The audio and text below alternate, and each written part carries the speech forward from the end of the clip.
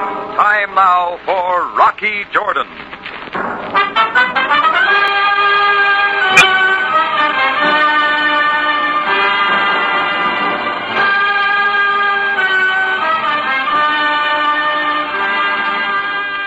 Not far from the Mosque Sultan Hassan in Cairo stands the Cafe Tambourine, run by Rocky Jordan.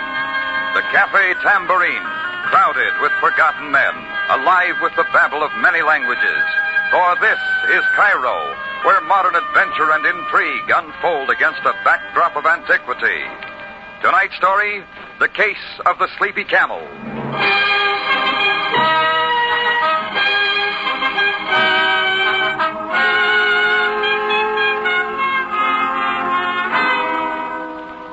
I was standing at the back end of the bar in my Cafe Tambourine during a lull after the lunch hour. A group of tourists lingered at a nearby table, their dragoman holding them spellbound with the usual double talk, his jaws flapping like a Bruce in the comp scene. I was trying to decide whether to relieve Chris at the bar or go up to my room, put on my favorite record of the St. Louis Blues, when a heated argument drew my attention. Chris was at the front door, having it out with a little leathery-faced native with sand in his beard. I stepped up, and then I saw why. There on the narrow sidewalk, completely blocking the entrance, lay a camel, sound asleep. No, you brought him here, now take him away. Not yet, not until I find Jordan Bay. Move the camel first. Get it out of here. Bring Jordan Bay to me. Bring him at once. Look, I ain't bringing nobody till Little trouble, Chris? Oh, Rocky. Maybe you better talk to this guy. Says his name's Yusuf. Okay, Yusuf.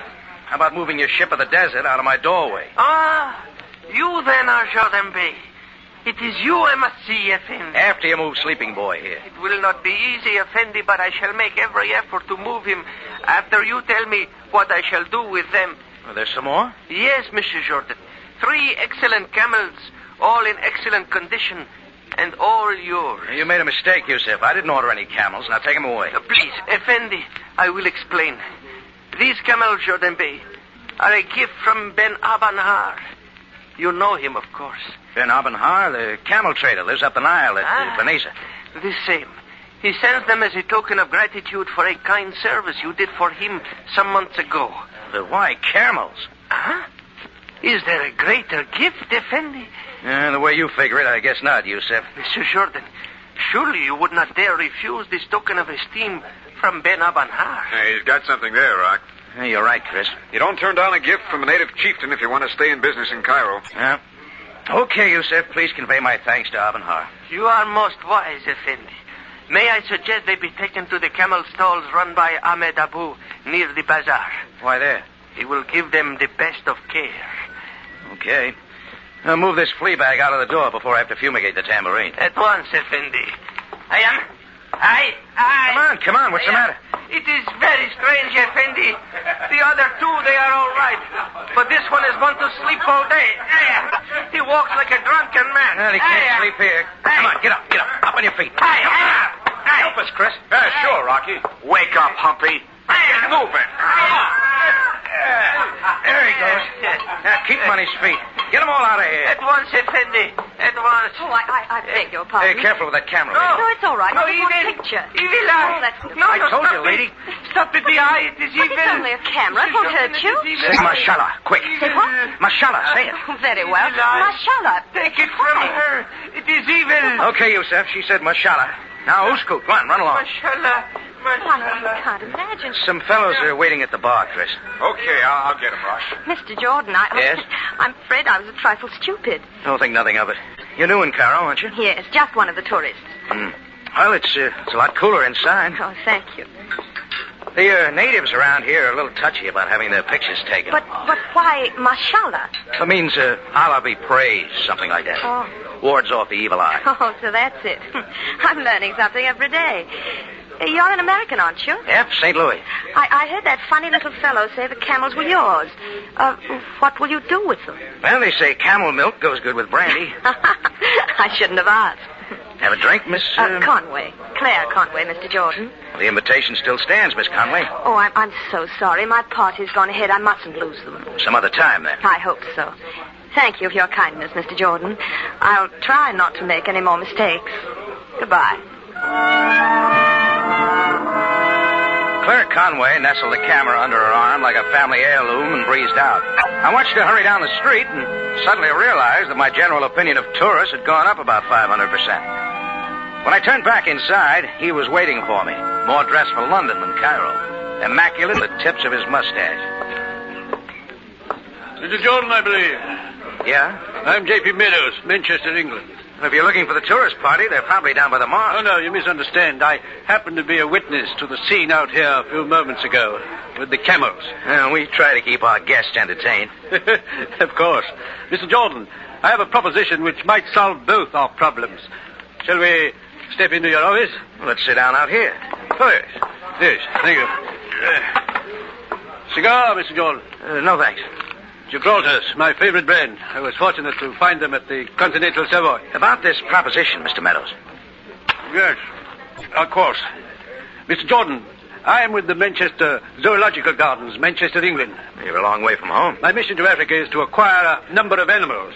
Like camels? Quite right. You, never smoke cigars, Mr. Jordan? Look, why come to me? Or do you get most of your animals from cafe owners?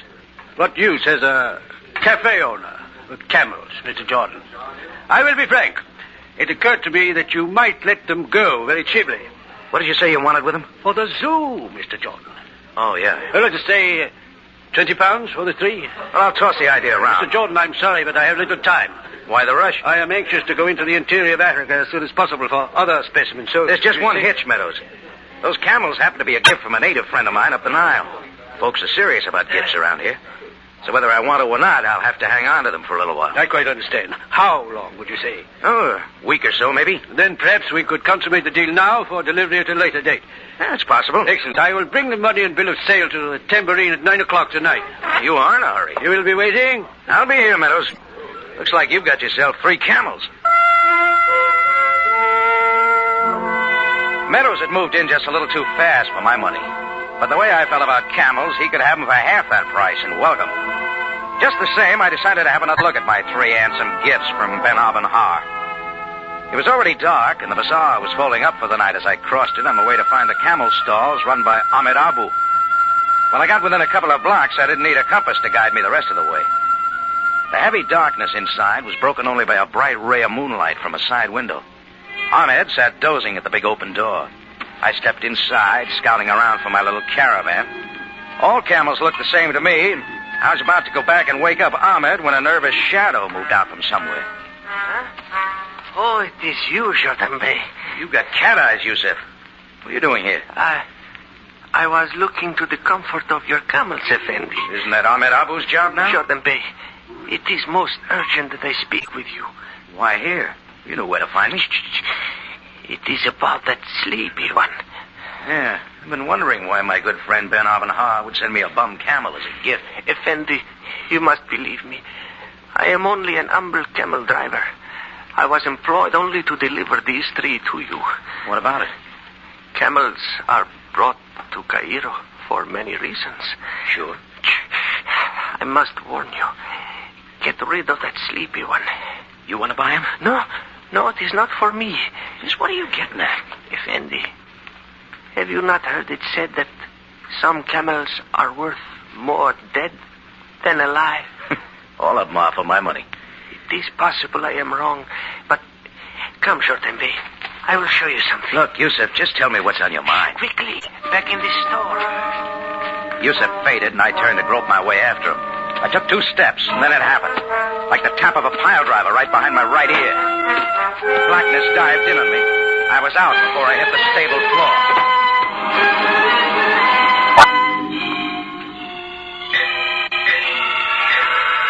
Assorted hammers were working on my head when I finally sat up. I tested my legs, ready for more trouble. Except for the grunts of a camel or 2, there was no sound. But I had the feeling that someone was staring at me. He was, only he couldn't see me. Propped up against a post there in the ray of moonlight sat the little camel driver, Yusuf. A knife in his back.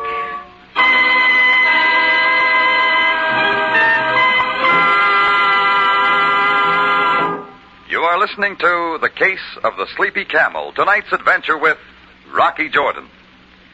With Joan Fontaine and James Stewart, the original stars, CBS Radio Theater presents Monday night for the first time on the air an adaptation of You Gotta Stay Happy. Presented by radio's favorite dramatic program, You Gotta Stay Happy is sure to have all the flavor of the delightful screen version of this romantic comedy hit.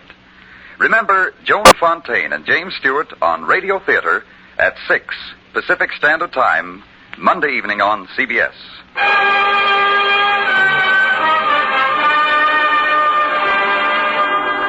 And now we take you back to Cairo and tonight's adventure with Rocky Jordan, the case of the Sleepy Camel.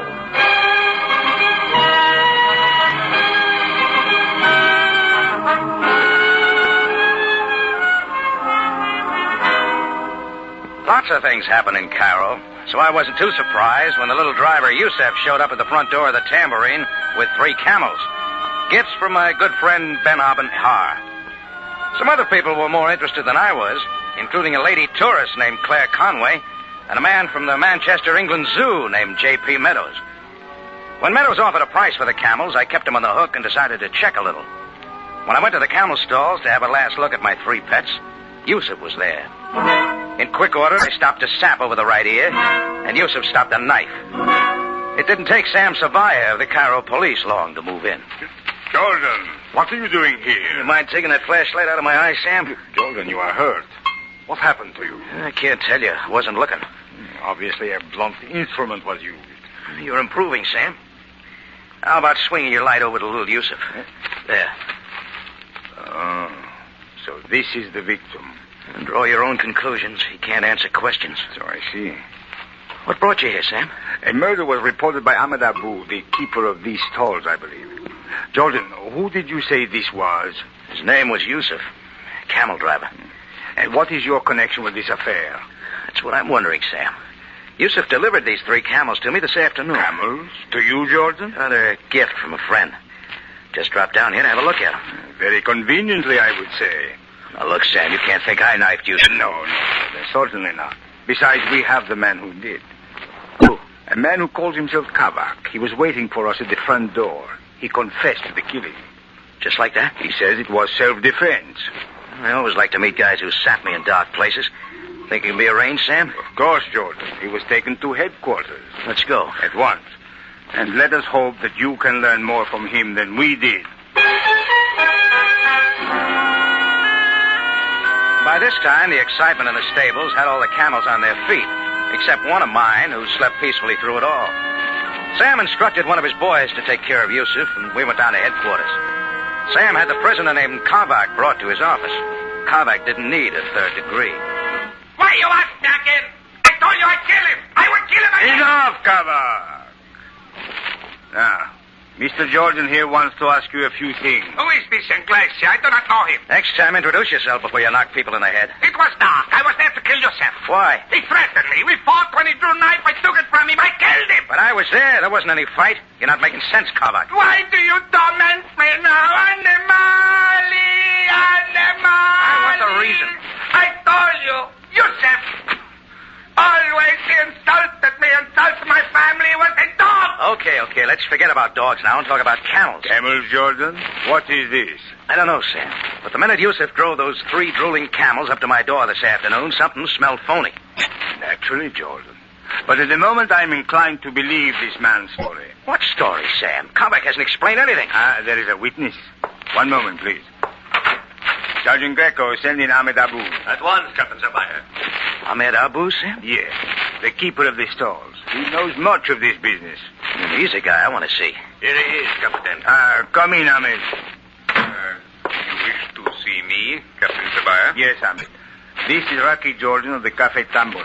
Effendi?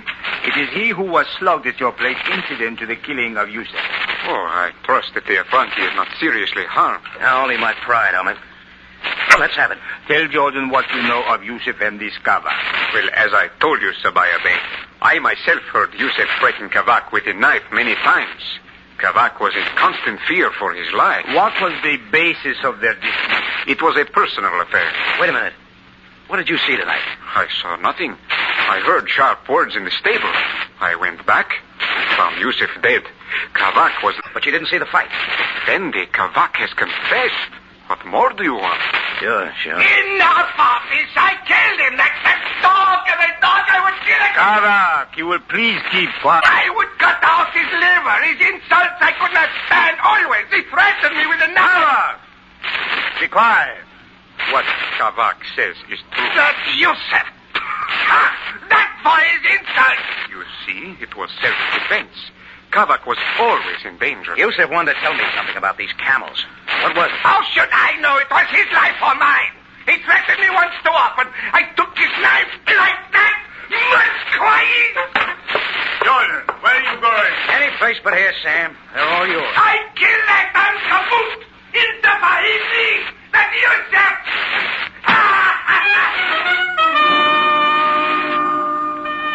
Getting any more sense out of those two banshees was like getting a statement from the Sphinx. Besides, their act was too pat. I was sure now those camels held the answer. Yusuf wanted to tell me, so now he was dead. A certain Mr. Meadows was a bit too anxious to get my camels. Then I remembered my date with him at the tambourine. I found him waiting in my office, seated behind my desk. He was unwrapping another cigar. Mr. Jordan, there you are. I see I'm not too late, Meadows. Think nothing of it. I didn't want to rush you, Mr. Jordan. You didn't. I was delayed by a blackjack. The fact of it is, I was a little later myself, but no matter. You been busy, too? Somewhat. Well, let's get on with it. I have the money here, £20. I believe that was the figure. Yeah. Now, I believe this bill of sale is in order. You will note that it is made out to the Manchester Zoo. Everything's in order, is it? Good. Oh, a pen, of course. You may use mine. Well, Mr. Meadows, got a change of heart. I beg your pardon. No sale. Perhaps I was a little unfair in my offer. Very well. Let's make it £30. Not selling. But why not, Mr. Jordan? Well, let's just say I like camels. You have had a change of heart. Look, Meadows, why don't you tell me exactly where you want my camels? I thought I had explained. I am purchaser for the zoological gardens of the city of Manchester. The real reason. Mr. Jordan, your attitude is most strange. I get that way every time I'm found with a dead body, and when people start slapping me around. I'm sure I don't know what you're talking about. Your cigar just went out. Mr. Jordan, I believe I explained to you that my time is limited. No, it's limited. Yeah. £40. That is my last offer. Go down to the auction tomorrow. You can pick up a dozen for that price. As you wish, Mr. Jordan. You may contact me when you change your mind. Think I will? It is possible. Perhaps very soon. Camels are not for you, Mr. Jordan. Especially the ones you want? You'll find me at the King George Hotel. I'll be waiting. Meadows turned and moved out without stopping to light up. I was getting sore about a lot of things. One of them was Ben Har, who had dumped those flea-bitten camels in my lap. I'd taken a trip up the Nile to his place about a year before. I got the impression he was a pretty nice guy. I don't like to see my hunches go wrong. I picked up a phone directory and ran down the classified till I found a familiar name, Joe Archimedes, the auctioneer who operated down at the Camel Mart. He might help me.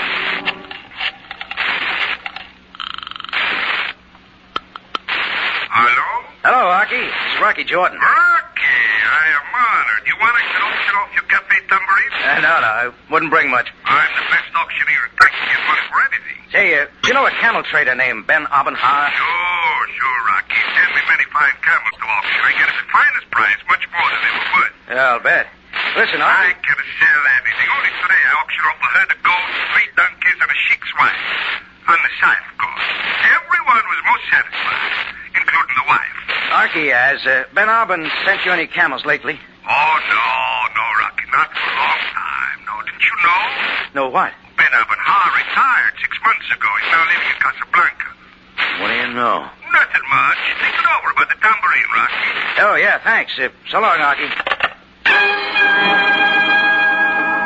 I wasn't surprised much. But somebody was using Ben Har's good name to hook me in, and I didn't like that. At least it gave me confidence in my next hunch.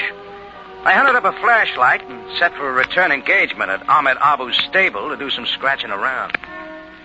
I didn't see anything of Ahmed, so I moved on in. I played the light along the stalls and around the barn. A fresh scattering of straw covered the place where Yusuf had died. My camels were still in their stalls. I kicked them. 2 protested, but finally got up. The other stayed where he was, slowly chewing away in his sleep. Even when I pulled back his eyelids, he didn't move. Then I switched off my light quick. Somebody was in the next stall. I backed against the wall, and a figure darted out and toward the front. I was after it. What are you doing here? Come on, let's have it.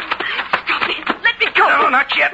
Oh, so it's a dame. Turn me loose immediately. Let's have a look, lady. Are you in the habit of slapping women around? When they toss me in with murder, I don't draw the line. I don't know what you're talking about. Wait a minute. That face is familiar. Yeah, we met at the Tambourine this afternoon. Why, Rocky Jordan. I remember the name, too. Claire Conway. She got lost from your party again. Will you let me go? Stick around, Miss Conway. I want to know what there is about my camels that interests you so much. You're beginning to sound ridiculous. Oh, am I? Just how does a female tourist wind up in a camel stable this time of night? That's my business. Just who are you, Miss Conway? What do you want here? I can't tell you. Maybe you'd like me to tell you. What do you mean? Come on over here. There's something to show you. Mr. Jordan. Huh? Are you sure you know what you're doing? I think so. Take a look at my prize camel. He doesn't want to wake up. Is that unusual? Maybe. He was too sleepy in front of my cafe this afternoon. When we got him up, he walked like he was drunk. What about it? I should have gotten wise right then. He wasn't drunk. He was doped. Narcotics, Miss Conway.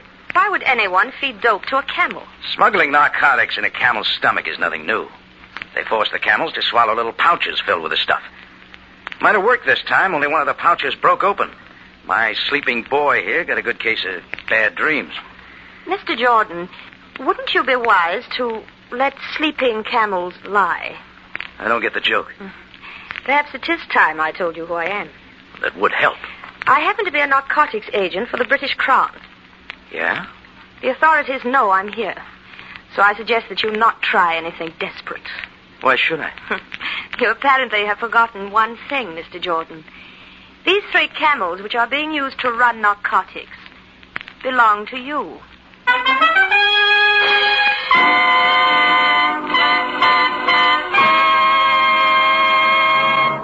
You are listening to The Case of the Sleepy Camel, tonight's adventure with Rocky Jordan. Following You Gotta Stay Happy with Joan Fontaine and James Stewart on Monday night's Radio Theater, you'll want to stay tuned for some of the best comedy on the air, My Friend Irma. No, you won't find Irma a bit smarter when you hear her Monday night at 7, but you will find that she's every bit as funny. Yes, there are those who call her hilarious. So if you want to laugh, hear My Friend Irma following Radio Theater Monday night at 7.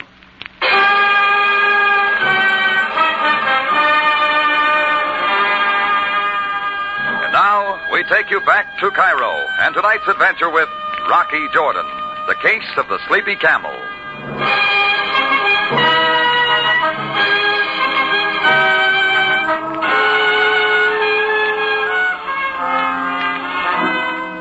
They say camels are dumb animals, but they can get you into lots of trouble. Especially when they come loaded with smuggled narcotics, and they have a pink slip on them bearing your name. Then the dame I'd slapped around there in the camel stables turned out to be a British narcotics agent with a gun under her coat to back her up. Well, I've been in Cairo long enough for them to know I don't run this stuff, and I let her know. But British dames take a lot of coaxing, so I started to bring her up to date. Well, what about it, Mr. Jordan? Do you have an explanation? Well, I got lots of them. I'm listening. Supposing a smuggling ring wants to get these camels with the dope into Cairo, but they have an idea the agents are waiting for them. Go on. Now, put yourself in their place. What would you do? I'm sure I don't know. You might pick out somebody in Cairo who's got a pretty good reputation for leveling. Like you? Maybe. Then you might deliver the hot camels to this person. That would take the heat off them. The agents would be looking someplace else for the stuff. And then what happens? Then, very casually, somebody steps up and offers to buy the camels. It just becomes a legitimate sale. I was just being used to keep the camels in cold storage for a while. Well, that's an interesting theory. It's better than that. There's a guy who's been trying to buy these camels from me all day. Oh, who is he? Calls himself J.P. Meadows. He's the one you're after. Where can I find him? Stick to me, lady, and we'll both find him. Very well, Mr. Jordan. Shall we go? We left the barn and moved out into the Cairo streets. It was closing in on midnight, and they were empty. J.P. Meadows lived in a small hotel called the King George in the English Quarter, a crumpet's throw from the Esbekia Gardens. His apartment was down the end of a hall, and a light shone under the door. Claire and I didn't stop to knock. We found him on a sofa, draped in a silk smoking jacket, unwrapping a cigar. When he saw us, a question mark covered his face. Well, Jordan, you've come sooner than I expected. Yeah, it surprised me, too. Who's the charming young lady? We haven't met. You will. Meadows had stood up. Then he began to move slowly toward a desk. He got halfway to the desk. That's when Claire stopped him by pulling a gun. My name's Claire Conway. We've been just missing each other for some time now. Yes, we have. So you're the man from the Manchester Zoo who is in Cairo to buy camels. Well, at least that's what I told Jordan. Don't blame him if he believed me. I'm such a good liar. He didn't. Then I'm not the liar I thought I was. Apparently not. Who did you tell him you were, Miss Conway? A British narcotics officer. Yeah. Is she a good liar, Jordan? No better than you. It figures you're the narcotics officer, and she's the one who was supposed to collect the shipment of stuff. And how did you arrive at that, Mr. Jordan? Ahmed Abu, the stable owner who knows Kavak killed Yusuf because he got wise, tried to get him off on a self-defense angle. And what does that prove? Nothing. But it tells me Ahmed's a phony. And so are you, because you're working together. You see, he's been following us ever since we left the bar to make sure I didn't try to relieve you of your gun. Well, let's make it a foursome, lady. Let's call him in. Why not? Come in, Ahmed. I am here, Miss Conway. Well, Meadows, you wanted to pay me 20 pounds for the camel. Yes, I figured if I had them, the runners would have to come to me and I would be able to find out who they were. Yeah, I'll tell you what I'll do. I'll sell you something you want more for the same price. What's that? Miss Conway. You forget, old man, she's got the gun. Half price, then. Well, that's a very tempting offer. All right, chatterboxes, your fun's over. Now both of you over to the wall. Ahmed, if necessary, use your knife. I am never without it. Now you've got a choice. From my gun or from Ahmed's knife. I don't think you ought to kill us, Claire. Ahmed might object.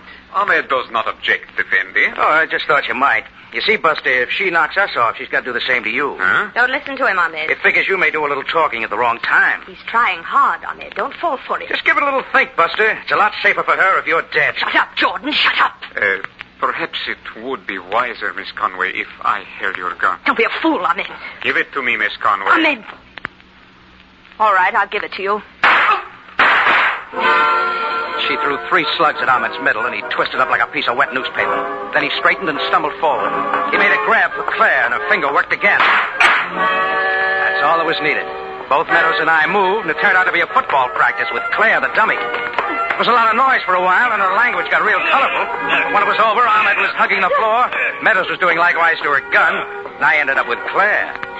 It was a nice arrangement. Let me go. Let me go, Jordan. All right, Rocky. I've got her covered. Well, I suppose you two are quite proud of yourselves. 2 big men against 1 woman. Yeah, that's Cairo, lady. Shortage of good-looking dames.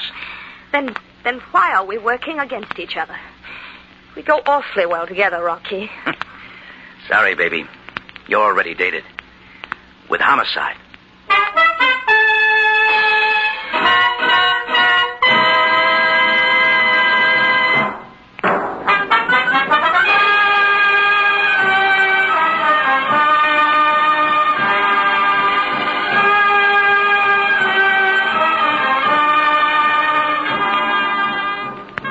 CBS at this same time next week for another story of adventure and intrigue when we take you back to Cairo and the Cafe Tambourine run by Rocky Jordan. Jack Moyles plays the title role. Tonight's script by Gomer Cool and Larry Roman was based on a story by Andrew Battar, TWA flyer and writer of Cairo, Egypt. Rocky Jordan is produced and directed by Cliff Howell with original music by Milton Charles. Larry Thor speaking. This is CBS, the Columbia Broadcasting System.